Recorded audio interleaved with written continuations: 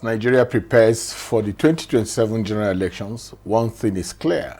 The call for reforms is no longer a distant ideal. It is a crucial necessity. From low voter turnout to disputed results and outdated processes, the challenges in Nigeria's electoral system continue to undermine the credibility and indeed sometimes public confidence. In response, the Peering Advocacy and Advancement Center in Africa will be launching two critical documents on the 19th of June aimed at charting a new path forward.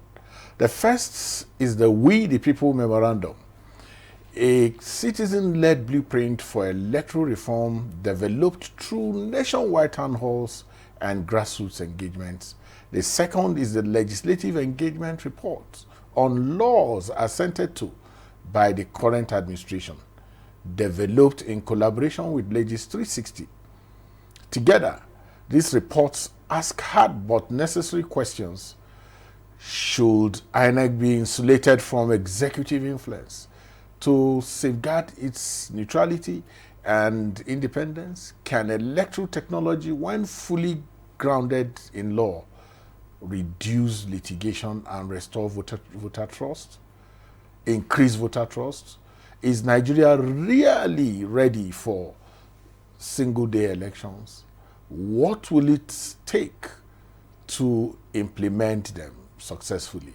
And how effective has the current National Assembly been in lawmaking, oversight, and impact?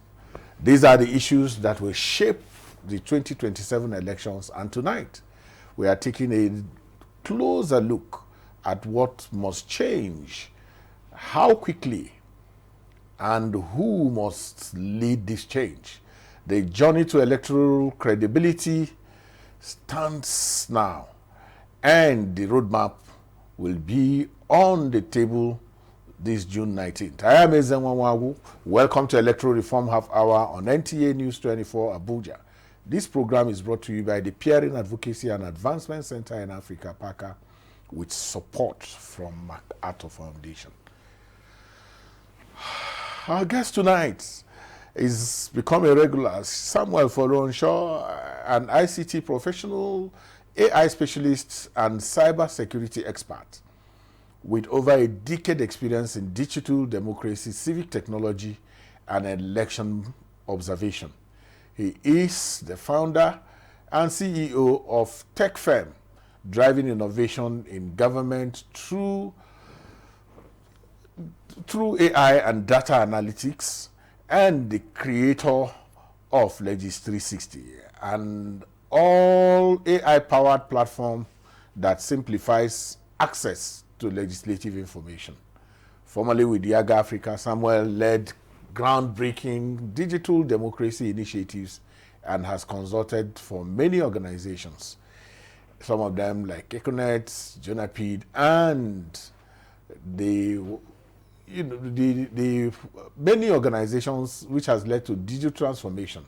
He holds multiple certifications in cloud computing, cybersecurity, and data analytics.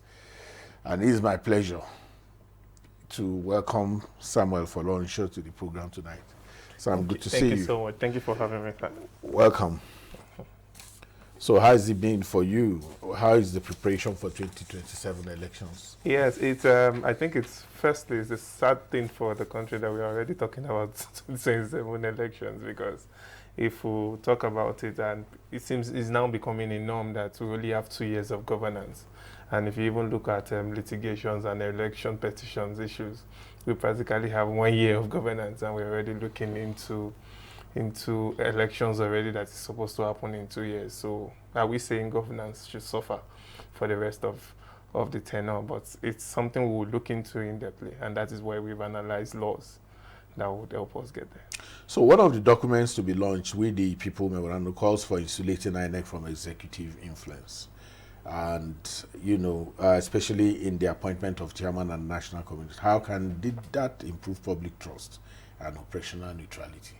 Yeah, one of the recurring issues we've seen around electoral reforms is how the leadership of the commission has always been appointed. And the constant thing we've seen, and like in the case of Adamawa in the 2023 election, we saw how that has come to play, because you cannot continue to appoint partisan individuals into a role that requires them to be neutral. And that is why the memorandum has spoken to allowing for a joint committee to be in charge of hiring and appointing people into these elective positions, appointive positions in the commission.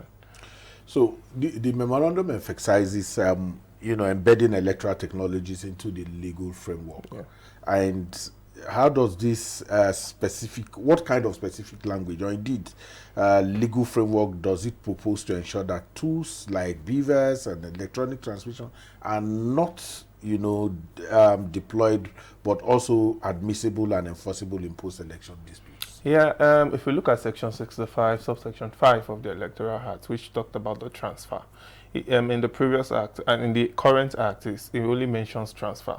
Now we are proposing that it includes transmission of the result directly to the collation center, as well as to the IRF platform electronically. So that solves the concern about this platform is just for viewing purposes and not for collation. So the language that is going to include now is going to include to be transmit directly to the collation center. And that is a proposal which will greatly affect. So even if you transmit, will it collate? It doesn't collate. So in real terms, what difference does that the make? difference it means now is that it now makes it official. It makes it admissible for collation. So the conversation around it not being admissible for collation is now being removed if we get this memorandum passed. The memorandum is also talking about the promulgation of the Electoral Offenses Commission, and people are talking about whether we can take it away from the Attorney General, the influence of INEC, and all the rest of it. In your view, do you think these laws will be 17 years in the National Assembly? Do you think it will come to light at any point in time? Now, that's for it not to come to light, we are looking at the players here. Because who are the people that propagate electoral offenses? Who are the people that instigate them? It's still based on the politicians. So it is now, if this is an issue that we have agreed as a nation that we want to remove, because we've seen issues of electoral offenses and electoral violence being perpetrated, where INEC could easily identify the people that the perpetrators of these issues, but they don't have the power to go ahead and prosecute. And that has been a loophole that they've constantly exploited. However, with the introduction of beavers and the likes, now snatching of ballot box doesn't really make sense anymore. It is now for you to disenfranchise other voters, like we saw the issue around Lagos. Lagos during the governorship elections that was widely politicized. So I think it would do Nigeria a great deal if the Electoral Offenses Commission can be set up, and it can be set up correctly. Yes, so correctly is Yes. the key thing. So how do we insulate it from politicization, especially its offices and administration? I think it goes beyond getting the law passed, because that's one of the things we've constantly talked about, is like we need to go beyond reforms. After reforms have been done, how do we ensure that we hold these institutions accountable? Because that is where the key issue is, holding them accountable, following up. And we need to, civil society organization, concerned citizens need to follow up on these reforms after they've been passed, after these laws have been assented, to follow up and ensure that these things are done correctly. Diaspora voting has long been in the front burner, and there are proposed safeguards to protect its integrity. Yeah. What do you think really? How do we help? Because the mechanics of it is where the challenge is. I know that you're very versatile, and then because there is the internet voting, there is the electronic voting conversation. Many people don't know the difference. And how can we profit and make sure that the vast population of Nigerians who live in diaspora, and when we talk about diaspora, we also Sudan, Niger, they are all part of the diaspora. So how do we get this population into our electoral magnet? Yeah, as the case of diaspora voting, I've always said it has to go hand in hand with early voting. because that is where the diaspora voting will be conducted. And the technology that we are going to use in conducting early voting, how we manage early voting, is the same technique we are going to apply to diaspora voting, whether it's happening earlier or is happening here on Nigerian soil, or whether it's happening across the borders. So it is actually important, because if we look at our population, migration is something that is inevitable. People will move, but that doesn't stop them from contributing to the economy or the activities that is happening in their country. So I feel, and I've always advocated for diaspora voting and early voting, because diaspora, but we need to get it right. We need to get the technology right. We need to get the processes right. What is our tele-density? How much of internet? Because, like I said, unpack the internet thing and the electronic. What's the difference? A lot of people say, oh, when people say electronic, they don't understand what they are talking about. Okay. Are they talking about internet voting, or they are talking about electronic? No, I think the last time I was on the show, I tried to unpack it a bit. But when we talk about electronic voting, it is not internet voting. It is not e-voting, and that is why it is not called electronic. Transmission of results is the use of electronic devices to transmit results directly to the collation center, which is still going to be done manually. So introducing technology to our elections is to help us facilitate and to speed up the process, and to also safeguard and lock up bottlenecks and loopholes that has been existing. But is there anywhere where people have surrendered their processes completely to technology? No, it is not even advisable to surrender your processes completely to technology. So do you see the strategic use of technology, such as biometric authentication and electronic transmission of results, as a viable means of reducing post-election litigation? If we talk about post-election litigation, and that has been conversations that have been in recent times, it is, where is this post-election litigation stemming from?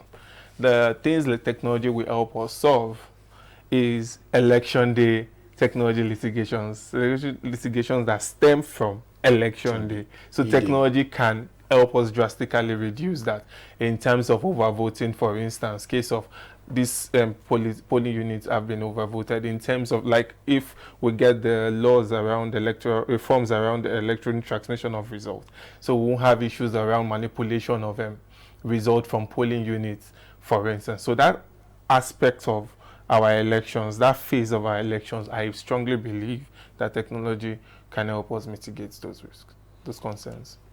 We'll be going on a short break, but before we do that, I want you to, talk more about this diaspora voting. How can technology, because you didn't really, how can technology leverage? How can we leverage technology to advance? Because we can't continue to, keep away this vast majority of our population. Can technology be of use in doing that? Just shortly before we go. Yes, technology will play a big role, and INEC have to also look inward into its technology. Firstly, you can't even vote outside your polling unit in Nigeria. Is the law? Yeah, it is the law. The law has said. So we also look at because that law might also affect diaspora voting.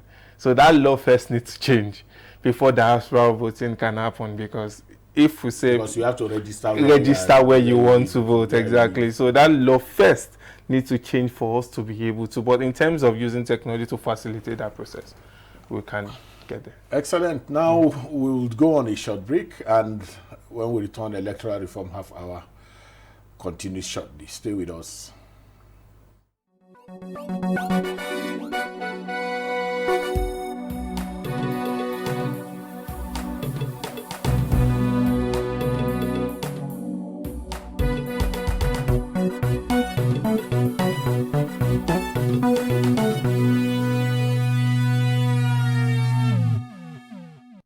Glad to have you back. We're still speaking with Samuel Folorunsho, lead innovator at Legis 360. Sam, in the legislative report that we're talking about that we would be presenting on June 19th, how many bills has the 10th National Assembly introduced since its inauguration, if that's not an examination for you? And how many have successfully passed third reading? Yeah, so we can't speak authoritatively for the National Assembly, but over from our own tracking and analysis, the National Assembly has introduced both the Senate and the House over 3,000 bills on the floor of the House has been read for at least first reading. So if you also look at what to the data on how many has scaled third reading is still very not clear, which is not something we would like to speak on authoritatively, but we can also give data like it was reported on Democracy Day. The House reported that they've get 51 of those laws of those bills assented, while the Senate said they've gotten about 19 of those laws assented. So if you look at it overview, it's still far from the number of bills that have been introduced on the floor of the House. So how many have been, by your own tracking, I'm not just talking about, because we have to have some independent, when people are chest thumping, we have to have some independent. How many have been signed into law, and do you have any noticeable pattern as to which kind of bills are assented to quicker than the others? Yes, from our analysis at Legis 360, we've been able to successfully track over 40 of those laws that were assented by President, which is contained in the report that will be launching on Sunday. And there are key noticeable areas that we've seen that the policy direction of this administration, which are the likes of education, because we've seen a large percentage of those laws that were assented, over 50%, are geared towards education, establishing federal universities and polytechnics, for instance. But we've also noticed something, that the President has also assented to some laws that were passed, that were passed in the previous administration. That is some key things that we've also noticed. We noticed some changes in the areas of judiciary, for instance. There are laws that are passed concerning the judiciary that we will talk about later. But we also saw that there are laws strategically in the security and defense sector, like the establishment of the Control of Small Arms Act, and the DICON that was established by. So we are seeing some key changes in how but I think one of the bigger trusts is the economic laws. Yes. And what makes this interesting is that we have more of rather than acts, you had more executive orders. It appears this administration is much more interested in ensuring that it legislates what could ordinarily have been an executive order into. Is that something that you have also been able to track? We've noticed drastically that this administration is focusing on legislating rather than issuing executive orders, because one thing they've done separately from the last two administrations that we've had in the country is that they've done things more through the National Assembly. The processes is something we can discuss later, but they've done things more through the National Assembly than their predecessors. So that the Buhari administrations, for example, focus more on issuing executive orders, which really doesn't stand the test of time, because laws could stand the test of time. It will require another legislation to change those laws and to amend, to alter. Exactly. So we've seen this administration move in that direction to get laws enacted. So the concerns will now be, for example, we've also seen symbolic laws that doesn't really have, from our own analysis, that doesn't even really have, that wasn't geared towards national development. Like, for example, concern around the national anthem laws that was enacted. So their concerns, policy experts have said, this doesn't really get towards any national development. This is a symbolic act. Why do we have to return to pre-colonial anthem, for instance? So we've seen those patterns, and those patterns are richly discussed in the report. So beyond lawmaking, what has been the quality of oversight, such as committee investigation and summons that we have seen? What clearly that demonstrates serious legislative scrutiny of the executive, really? One key committee stood out in our analysis, and that is the Public Accounts Committee of the House of Reps. In April, they reported that they've recovered over 61.5 billion naira from the oil companies, and that is a very significant amount to recover. But the question lies, what purpose? Where are we repurposing this money that we are recovering? Where is it going to then? That is where we demand a bit more transparency from our legislators. do you think they provide timely and accessible information on their activities? Because it will take a June 12th for us to know, but shouldn't this be something that citizens can have off the cuff? Yeah, one of the legislative agenda of the National Assembly, from reading their legislative agenda, is to have a functioning e-parliament. But we've not seen that come to fruition, and that is why platform like Legis 360 is coming there to bridging the gap, where you can find bills, motions, petitions to be able to further your advocacy, know your rights, know the laws that are being passed on your behalf. But in terms of timely information, yes, we've seen, and it is not widely politicized. We've seen them having channels on WhatsApp to post laws and bills that are being read for the first time, but it is not enough. We believe that the National Assembly could do more in terms of providing timely updates, access to granular data for analysis, for instance, because one of the bottlenecks we've had at Legis 360 is chasing this information, and we have to chase them hard. So what did the report recommend to improve legislative transparency and public access to legislative work? Yeah, so one of the recommendations in our report is, especially around transparency and access to data, is for the leadership of the assembly to also embrace solutions like Legis 360, for instance, to be able to provide this support to the assembly. Because one of the things is that we understand that the assembly is busy, there's a lot of work to be done. But in terms of access to information, timely reporting of legislative activities, they are a bit lacking. So as we close, what political civic strategies are necessary to ensure that the most urgent reforms are passed before 2027? Quickly. Advocacy, advocacy, advocacy. I don't think we can override the need for advocacy. Nigerians have to involve, especially when the constitutional reforms are now going down to states. That is where the advocacies are needed more. The conversation needs to leave the national level and move to the state level, especially the House have said they will be moving into July. Thank you, Sam. This is where we wrap up. Thank you so much for having me. Episode of Electoral Reform Half Hour, and we wish to especially thank you, Sam Folorunsho, for your time and contributions on the program today. I like to shake my guests. Thank you so much. Thank you so much.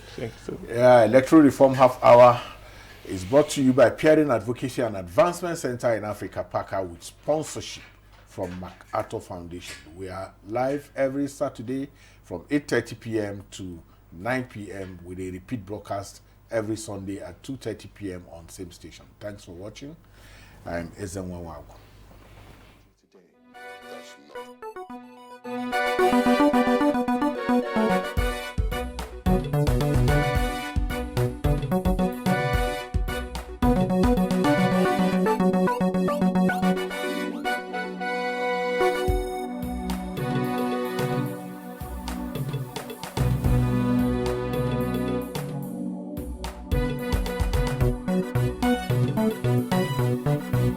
Today,